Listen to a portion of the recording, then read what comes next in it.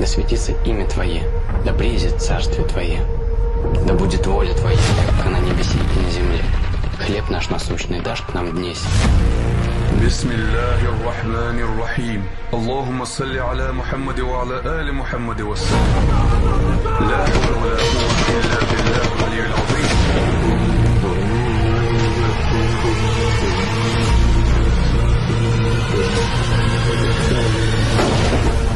Спаси, Господи, люди Твои, и благослови достояние Твое, победы православных христиан на сопротивление Твое.